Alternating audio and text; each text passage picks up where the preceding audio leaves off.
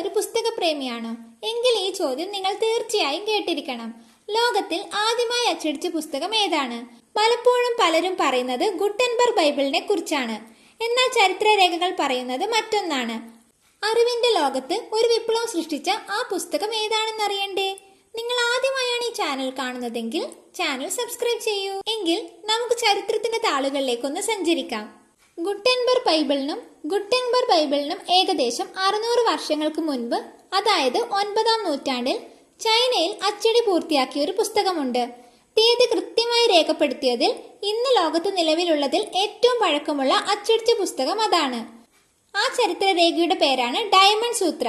AD 868 May 11-നാണ് ഈ ബുദ്ധമത ഗ്രന്ഥം അച്ചടിച്ചത്.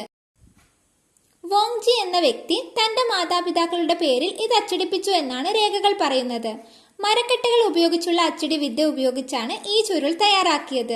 ഈ പുസ്തകം അക്ഷരാർത്ഥത്തിൽ ലോകത്തിലെ അച്ചടിയുടെ ചരിത്രത്തിലെ കിരീടത്തിലെ വജ്രമാണ്. അപ്പോൾ കൂട്ടുകാരെ, ലോകത്തിൽ ആദ്യമായി തീയതി രേഖപ്പെടുത്തി അച്ചടിച്ച പുസ്തകം ഏതാണെന്ന് ഇപ്പോൾ നിങ്ങൾക്ക് വ്യക്തമായല്ലോ. അത് ഡയമണ്ട് സൂത്രയാണ്. അച്ചടിയുടെ ചരിത്രത്തിന് യൂറോപ്പിനേക്കാൾ എത്രയോ വർഷം പഴക്കം ചൈനയ്ക്കും മറ്റ് ഏഷ്യൻ രാജ്യങ്ങൾക്കും ഉണ്ട്. ഇതുപോലുള്ള കൂടുതൽ വിജ്ഞാനപ്രദമായ കാര്യങ്ങൾക്കായി ഈ ചാനൽ സബ്സ്ക്രൈബ് ചെയ്യുക, വീഡിയോ ലൈക്ക് ചെയ്യുക, നിങ്ങളുടെ കൂട്ടുകാർക്ക് ഷെയർ ചെയ്യുക. നിങ്ങളുടെ അഭിപ്രായങ്ങൾ താഴെ കമന്റ് ചെയ്യാനും മറക്കരുത്. മറ്റൊരു അറിവുമായി വീണ്ടും കാണാം.